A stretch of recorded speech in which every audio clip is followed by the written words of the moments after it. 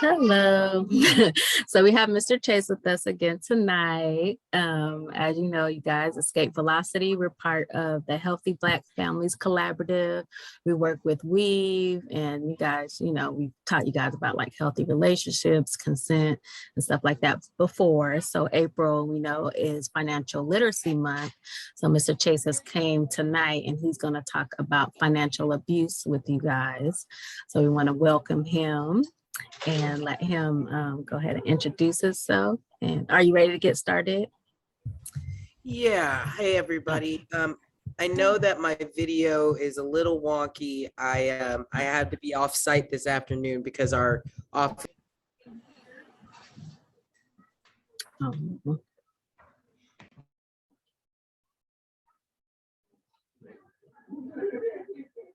You're muted. All right, sorry. So I apologize that my video is a little wonky. I had to be off site tonight because our office is closed a little early today. So give me just a moment. I'm gonna get my screen shared here. Ready?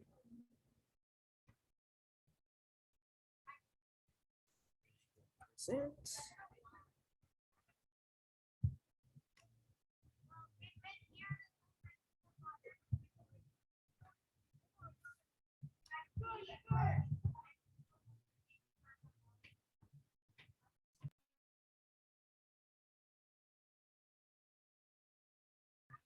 All right.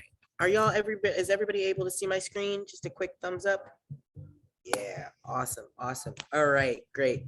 Well, thank you so much for that introduction, Miss Felicia. Again, I know that you can't see me tonight, and I do apologize again for that. But my name is Chase. You can call me Chase. You can call me Mr. Chase. And I manage our prevention and education department at Weave. And a part of my role at Weave is coming out and providing presentations to our community about topics surrounding relationship violence, right? So at Weave, we support folks who've experienced violence in their relationships. So that includes anybody who's experienced any form of domestic violence, any form of sex trafficking, sexual assault, anything like that. We try to support those survivors. So we provide legal services, we can provide counseling, but like I said, we also like to come out into the community and just give folks information because, as everybody says, if you know better, you do better, right?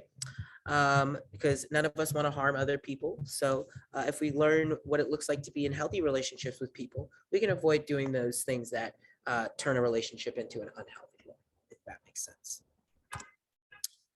So tonight, yes, we are going to talk about financial abuse, but I thought it might be good for us to get sort of a general idea of what I'm talking about when I say healthy relationships and what it means to be in a healthy relationship.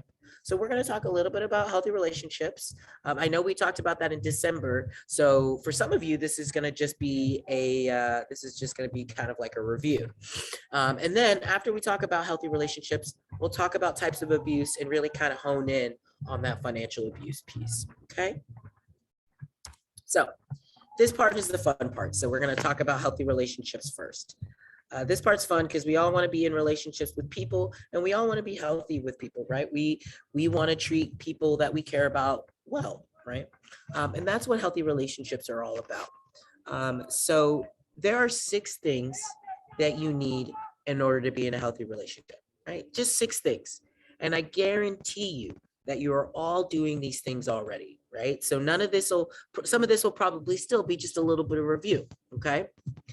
So the 6 things that you need in a healthy relationship: you need respect, right? So 2 people need to respect each other. You need to be able to communicate with each other. You need to be able to support each other, right? In whatever way feels good for you. When you don't agree, you need to be able to negotiate and compromise. You do need to be honest with each other, right? We need to be honest with each other so that we can build trust. And then we also have to have consent, okay? So I'm going to dive quickly into each of those, okay? So let's talk about respect, okay? And let me just pause for 1 second because I want to remind everybody that when I talk about relationships, I'm not just talking about our romantic relationships, right? I'm not just talking about our girlfriends or boyfriends or our partners. I'm talking about all of our relationships, right? All of our relationships should be healthy. None of our relationships should make us feel bad, right? So when we're talking about healthy relationships, we're talking about your friends, your family, your teachers, your mentors, your coaches, your classmates. Okay. So respect. When we talk about respect in a healthy relationship, all we're talking about here is just honoring each other, right? Recognizing that we're all individual people. We come into a relationship with our different quirks and our different wants and needs. And respect just means I'm going to honor who you are. I'm not going to make fun of you. I'm not going to try to change you. I'm just going to accept you for who you are, and love you as a whole person. So I'm going to respect your boundaries, right? If you tell me, hey, I don't really like it when you do that thing, or I don't really like it when you tease me about that. If you tell me that, I'm going to respect that because you set a boundary, and I'm going to respect that boundary, right? Because a part of being in a healthy relationship is respecting boundaries. It also means respecting somebody's values, somebody's morals.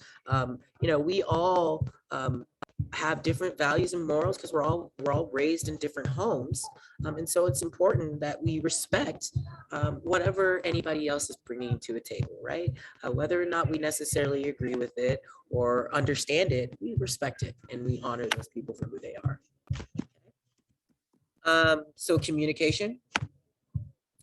So obviously communication, yes, that's talking, right? We all talk, we chat with our friends, we talk with our family, right? But when we're talking about communication in a healthy relationship, we're more talking about the fact that you, in a healthy relationship, you're able to communicate your wants, your needs, your desires, maybe your hopes, right? You're able to communicate those with the people that you're in relationships with, without fear that they're going to treat you any differently for what you might want or what you might need, right? They're not going to treat you any differently if you have to communicate something difficult with them, right? Healthy communication means that yes, you can communicate those great things, right? But you also get to communicate the tough things, the things that are hard to talk about, right? And you get to do that in a way where you don't feel like you're going to be punished for something that you're sharing. It also means that you are able to communicate your boundaries, right? Because people aren't going to know what your boundaries are if you don't communicate those with people. So it's important for us to communicate our boundaries. Let's see. I think that was all I had for communication. So let's move on to support, right? The the one thing I always like to talk about when I talk about support is that it's really important when we support each other that we support each other in a way that feels good for that person, right? For some people, support might mean, when I'm having a bad day, you give me a hug, right? For other people, support might mean if I'm having a bad day, you give me my space, right? Everybody needs different things, right? So support just means that you support that person in a way that feels good for them. Maybe it means showing up for them when they have events. Maybe you go to their games, right? Maybe if they've got a big test coming up, you help them study, right? Support looks a lot of different ways, but really all it is just showing up for each other in a way that feels good for both of us, okay? Negotiation. So I know that I just told you all of this stuff about communication and support and respecting each other, but the reality is with all of that, at some point when you're in a relationship with someone, you're going to disagree with them, and that is okay. We are not going to agree on everything. We're not, like I keep saying, we're all very different people, right? So you're not always going to agree. What's important though is that if you're disagreeing, that you do it in a way that's healthy, right? You're not arguing or shouting or name calling. And if you're trying to find common ground, you do that in a way where neither party feels like they're losing out, right? Negotiation is all about finding middle ground. It's saying you and I are not seeing eye to eye, so we're gonna figure out another way to come at this problem that we're having, right? It's you and me versus the problem, not you and me versus each other, right? We're working together to solve this problem. We're not trying to fight each other. And if one person is always feeling like they get what they want, then that's probably not an equal relationship, and they're probably not practicing healthy negotiation, right? But otherwise, it's important for us to find middle ground. It could be things as small as just like, hey, what movie are we going to go see tonight, right? It could be something that small.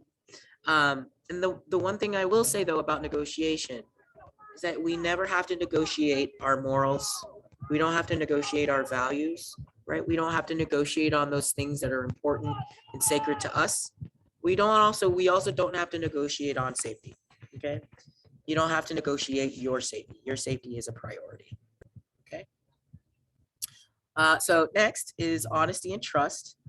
So when I introduce this one, I always start by just, kind of posing this question: how do we build trust with people, right? We build trust with people by being honest. It might take time, right? It might take you longer to trust some people than others, and that's okay. But the only way that you can build trust with someone is by being honest. And that's what you need to do in a healthy relationship, right? So that means not lying, not hiding things from somebody just because you're scared of how they're gonna, what they're gonna feel about it, right? Because if you're in a healthy relationship, then you have that healthy communication, so you should be able to talk to each other, right? So it's not lying, it's not hiding things, but it also means that you can't make you can't be the jealous monster that takes it out on your friends when they have things that you want that you don't have, right? So it's just really important for us to be open and honest with each other. And it's also important for us that if we are feeling a sort of way about something, that we express that in a healthy way, and not in a mean way, right? And then the last thing is consent. So when I talk about consent, what I'm talking about is permission. Consent is a yes. So consent is basically somebody wants to do something and they have to ask for permission, right? Especially when it comes to anything having to do with your body, right? So anything that has to physically do with your body, somebody has to ask before they do that thing, right? So if your buddy wants to give you a hug, buddy should probably ask before he does that, right? Just like, hey man, can I give you a hug, right? And the reason for that is because our bodies are our own. We get to determine who touches our bodies and when. And if we say no, then that's no, right? And people have to respect that. And that's vital in a healthy relationship. If you don't have consent in a healthy relationship, you're not in a healthy relationship. Okay? All right, cool. Moving right along. So as I said, we are gonna go ahead and start talking about abusive relationships. I wanna kind of start this conversation off though and recognize that talking about abusive relationships can be difficult for some folks, right? Like if you've experienced it, if you've seen it, if you know somebody that's experienced it, it can be kind of hard to talk about these things. So I really encourage you that if anything that I say here has you feeling some sort of way, or it has you thinking more than you thought you would, please reach out to us, reach out to Miss Felicia, reach out to me, and just let us know, because you shouldn't have to go through those things on your own, okay? So with that being said, let's go through and talk about all the different types of abuse. I'm gonna skip over financial abuse, okay? And we're gonna come back to that at the end, because that's what this presentation is all about. So physical abuse, you can tell from that picture that has to do with your body, right? So anybody harming your body, threatening to harm your body, putting you in an unsafe situation, right? Where maybe something could happen to you, can't guarantee your own safety. Breaking things around you or destroying your property, right? That is a form of physical abuse. It's also a form of financial abuse, but we're going to talk about that later. So any of those types of things, so hitting, kicking, pushing, shoving, punching holes in walls, anything that makes you feel unsafe is a form of physical abuse. Okay. The next one is emotional abuse. So emotional abuse is, you can think of it as like the mental abuse. A lot of people, when they think of emotional abuse, they're thinking about mental abuse too, right? So this is a manipulation of your emotions, right? Somebody trying to make you feel a certain way. So maybe they do that by calling you names, right? Maybe they are emotionally abusive by name calling. Maybe they tell you you're not good at anything or that you can't do anything right. Maybe they lie to you. Maybe they lie to you constantly, right? Lying is a form of emotional abuse because it's a form of manipulation. Maybe they do something called gaslighting, which is also known as crazy making, which is basically this thing that abusers do where they try to make somebody believe that the thing that they experienced isn't real. So I'll try to be a little bit more clear about that. So, for example, if somebody that you're in a relationship with yells at you and screams at you and makes you feel really uncomfortable and scared, and then a couple hours later they come back and act like nothing ever happened, tell you, I didn't scream at you, that's all in your head, that's not true, right? That's gaslighting. Because what that person is trying to do is manipulate what you believe. Because if you can manipulate what somebody believes, you can manipulate a person, right? So gaslighting is also a form of emotional abuse. Does that make sense, right? So any of those things that are messing with your emotions and messing with your feelings. Sexual abuse, I go through this one pretty straightforward because the picture actually does a really great job of explaining what it is. But sexual abuse is any form of sexual contact, activity, behavior, suggestion that is done to a person without their consent, right? So that person did not give their consent for that other person to do this thing to them, okay? That's what sexual abuse is. It also could be if you tease or make fun of or harass anybody that's in the LGBTQ community, right? Doing any of those things is also considered a form of sexual abuse, okay? So like I said, we're going to skip financial abuse. I'm going to come right back to it. But let's talk about spiritual abuse. So this one is always interesting to talk about because a lot of people, when they see spiritual abuse, they think about religion, right? Because a lot of times when we think about spirituality, we think about our religion. And it can be that, right? Spiritual abuse can be, it can be harassing someone for their religion, trying to prevent someone from practicing a religion, right? Telling them that their religion is stupid or that it's not real. Those are definitely forms of spiritual abuse. But spiritual abuse is also if anybody tries to prevent you from accessing those things that make you happy, that make you feel whole, that make you human, right? If anybody tries to take those things away from you, that's a form of spiritual abuse, right? So when you get older, if you have a partner who tells you that you can't hang out with your friends anymore, right? That's a form of spiritual abuse. Nobody gets to tell you who you can and cannot hang out with, right?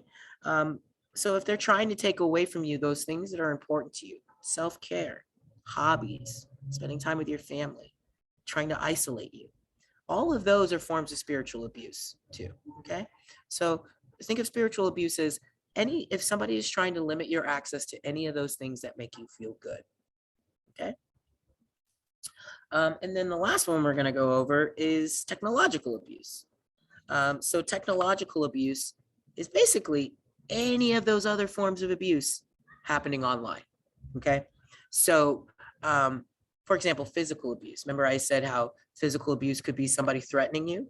Well, if you send a threatening message to someone online, that's a form of technological abuse, okay? And a form of physical abuse. So one thing to note is that these things, sometimes they can do something called what we call co-occur, right? Which means that they can happen at the same time. Emotional abuse online, cyberbullying is an example of technological abuse, right? Cyberbullying, making fun of someone, stalking someone online. Those are all forms of technological abuse. In terms of sexual abuse, it could be sending or receiving unwanted pictures, unwanted, inappropriate images, right? Sending pictures of somebody that they didn't want you to send. That could be a form of technological abuse. Financial abuse, we'll talk about that in a minute. But spiritual abuse, right? We already kind of talked about like if somebody's trying to take you away from the things that you love. So if somebody is, messaging you online and telling you that your favorite show is stupid, right? Or that you shouldn't watch your favorite show, or saying really hateful things to you about your religion or your religious community online, right? Any of that type of harassment online can be a form of spiritual abuse, and it's also technological abuse. Okay, so the way to remember technological abuse is basically all those other forms of abuse happening online with the use of technology. Okay, so as promised, financial abuse, let's talk about it. So y'all are talking about financial empowerment this month, and I shared earlier this week with the ladies, so I'll share with y'all as well. I am so happy to hear that you're learning about financial literacy. It's so important. I wasn't taught about finances when I was a child, and I made a lot of mistakes that I'm still kind of trying to correct now as an adult, right? So it's super important that you learn these things, and I think you're very lucky to have that information. So I'm so glad to be here to be able to provide just a little bit more for you as well. So financial abuse is when a person attempts to control another person's ability to earn money and or spend it however they choose. Okay, so now we're talking about your money. We're talking about your pockets, right? Somebody is getting in the way of your ability to make money, to go to your job where you make money, or even to spend the money that you earn, right? So one thing that's interesting about financial abuse that I think a lot of people don't realize is that it happens a lot more than we think, right? About 31% of American teenagers, so kids 13 to 18, and I think you can actually even include in here 13 to 19, have experienced financial abuse. So 30% of teenagers have experienced financial abuse, which means they've experienced someone that they're in a relationship with manipulating them through money, right? Manipulating their life and their choices through money. So you might be thinking, okay, well, Chase, what does that look like? Great question. I'm going to show you. So a few examples of financial abuse that we're going to go over. First one person is always expected to pay for activities and is responsible for most of the expenses in the relationship. And so for a lot of y'all right now, that's not going to mean too much, right? Because you might not be in you're probably not in relationships where you're sharing finances with somebody right now, right? But when you get older, thinking about this is like, there's always this belief that the guy is supposed to pay for dinner, right? So if you have a partner who is constantly expecting for you to pay for everything, to pay for the meals, to pay for their gas, pay for their groceries, no, right? Just because you're a male identifying person, that doesn't mean that you should be defaulted to believing that you are going to pay for everything, right? Nobody should force you to do that. And if they do, then you're looking at potential financial abuse, right? If someone, if there's one person in a relationship that pays all the bills, right? Now I know you might be thinking, wait, my dad pays all the bills. Well, that might be a situation that your parents decided on together, right? But the key part there is that there's consent. They both decided, hey, you're going to pay for the bills, I'm going to buy the groceries, or I'm going to pay for stuff for the kids, right? So one person can handle all the finances, but it has to be decided on by both people in the relationship, and there needs to be consent, okay? So if one person often buys gifts for the other that are not reciprocated, I don't know about you, but it feels awful when you buy somebody something and they don't buy you something back, right? I mean, it's not like you got them the gift because you're like, hey, I'm gonna buy you something, so it means you have to buy me something. It's not always like that. But if you're constantly getting somebody gifts and they're never hitting you back, you might be dealing with some financial abuse, okay? Because maybe they don't, there's other ways to give gifts back, right? Maybe it's not, maybe, they bought you a stuffed animal. Maybe you don't buy them a stuffed animal, but, maybe you help them with their homework one time, or maybe you invite them over for dinner sometime, right? There are other ways to reciprocate what somebody gives you, right? But if you have someone that's constantly expecting that you're buying things for them, giving them gifts, and they're never giving anything back, you might be dealing with some financial abuse, right? So one person monitors the allowance or the income of the other person and demands access to it, right? So one thing I'm here to tell you, if you make the money, it is your money. You get to decide what you do with it.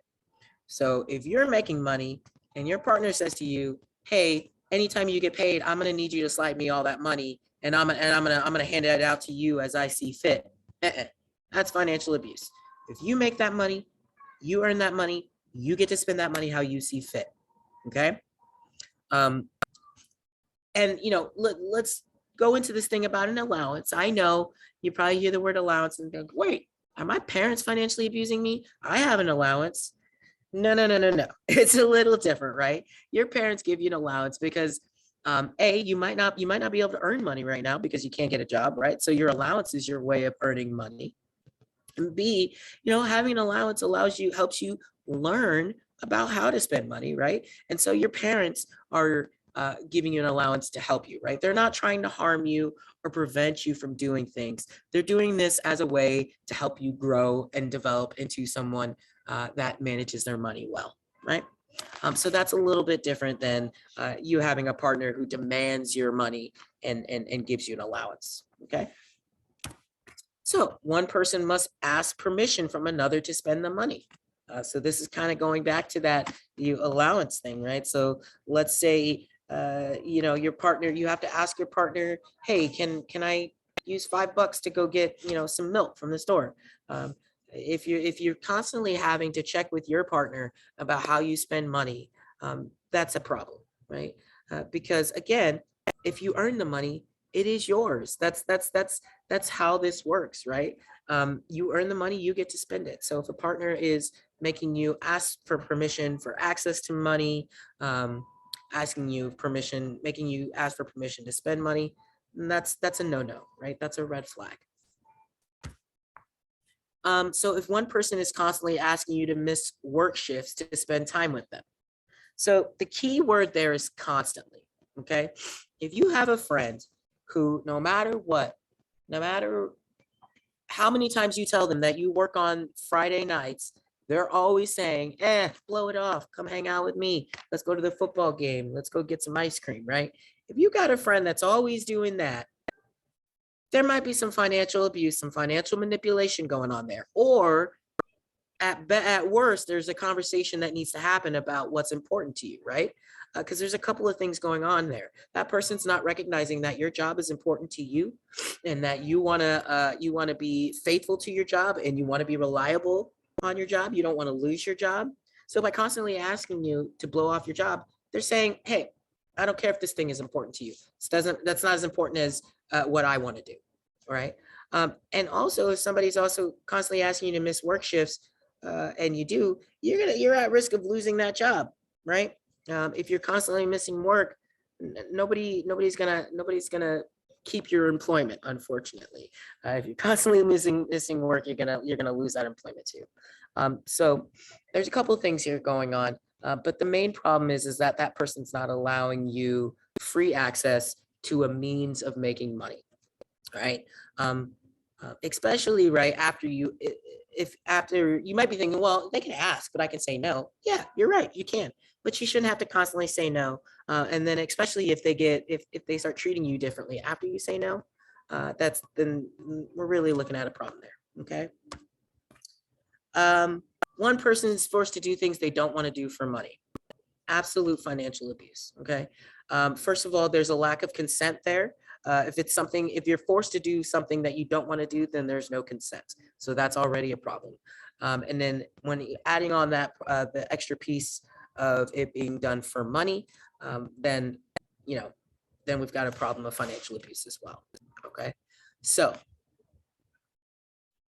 anybody who is always expecting you to pay, doesn't reciprocate gifts, demands access to your money, or makes you ask for permission for money, is asking you not to go to work or showing up at your job, right? And not letting you focus at your job might be a problem.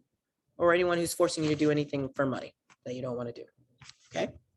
So those are the more basic examples of financial abuse. You know, when you get older, it gets a little bit more messy. You start getting into taxes and credit card fraud, and that's messy. We don't have to go into that. But today, it's basically you should have access to the money that you earn, and no one should try to take that away from you. Okay.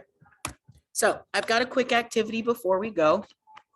Y'all have been so great. So I just want to see, can we get some participation for this activity? I've got 3 questions that we're going to answer together, and then that's it. So if I can get some participation, that'll be great. So here's what we're going to do. I've got 3 scenarios here, okay? One of them's healthy, one of them's kind of concerning, and one of them's definitely unhealthy. One of them is absolutely abusive, okay? So what I want you to do is after I read them, I want someone to unmute themselves. You can raise your hand. You can just unmute yourself and tell me whether you think that scenario was healthy, whether you think that scenario was kind of concerning, like, that might be a warning sign, might be a red flag, or whether or not you think that that was abusive. Okay. So let's start with the first one. Your friend asked to borrow some of the money you saved up from babysitting. They pay it back as soon as they can. What do you think? Is that healthy, concerning, or unhealthy? Concerning? Concerning? Who said that? Who was that? Jaquan? Was that you? Me? Yeah, Yeah. Jaquan, tell me more. Why do you think that could be concerning? Because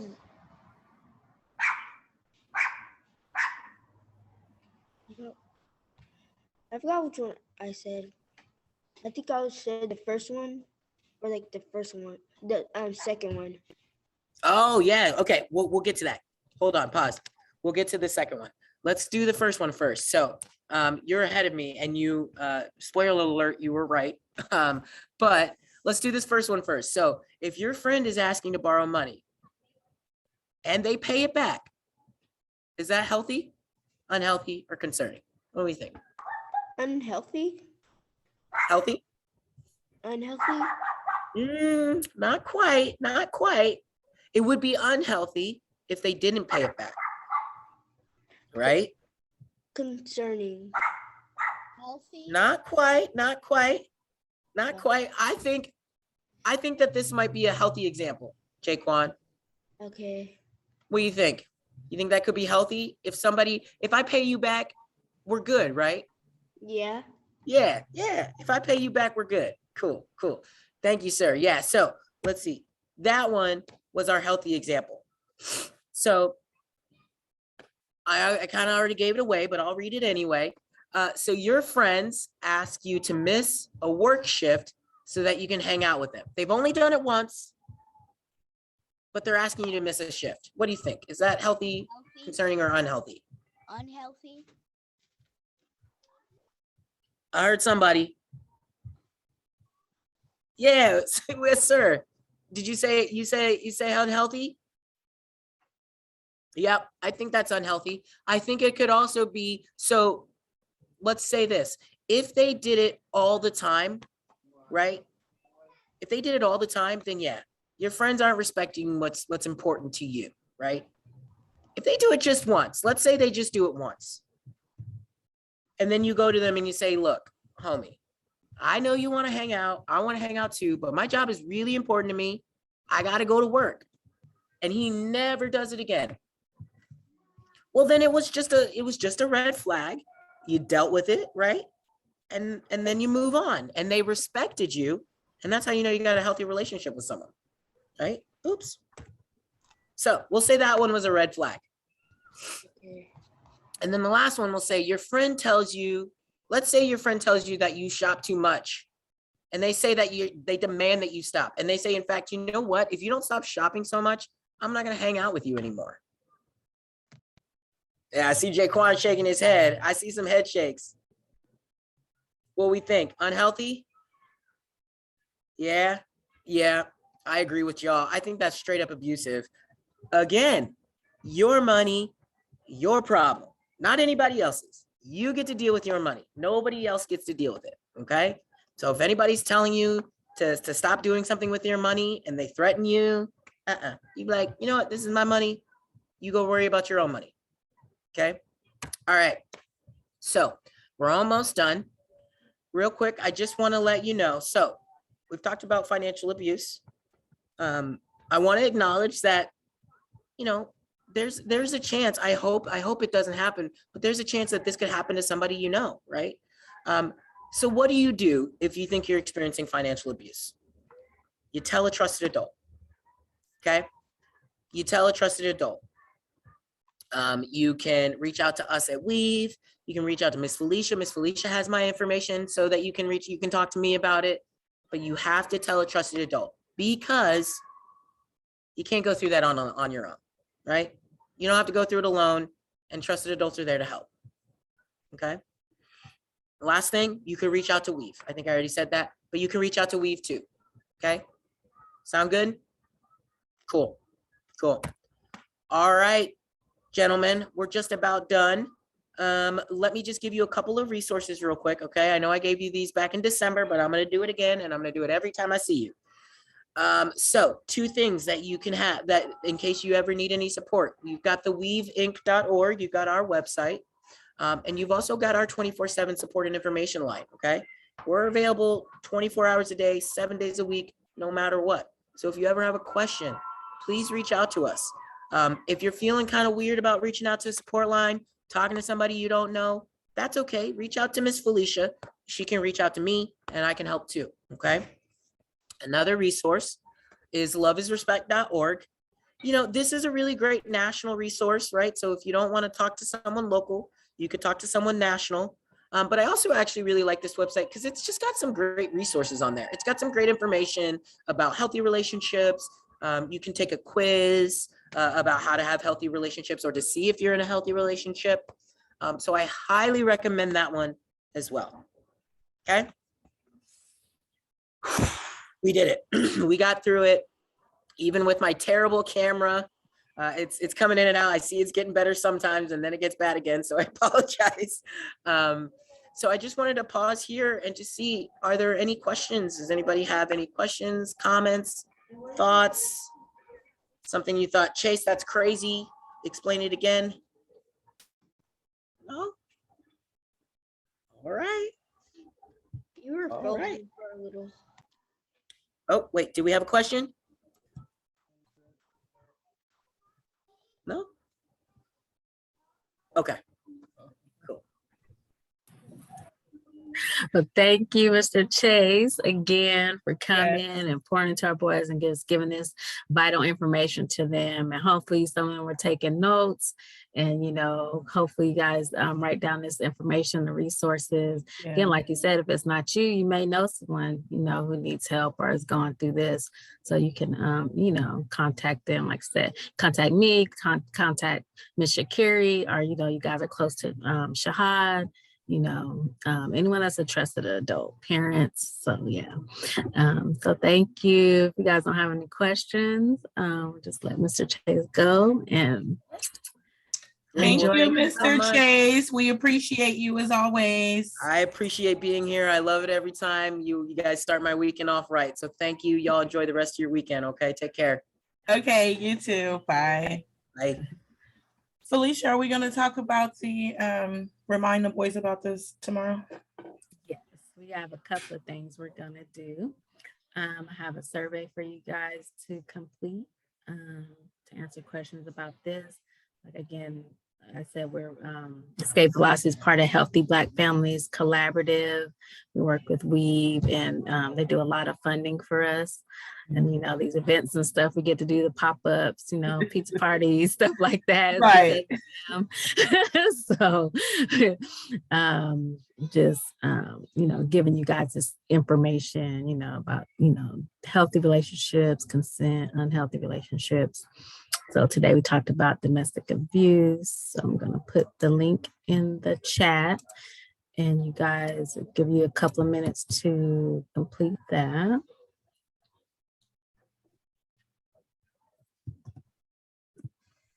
Okay, so you just click on the link and there's just a couple of questions you'll answer.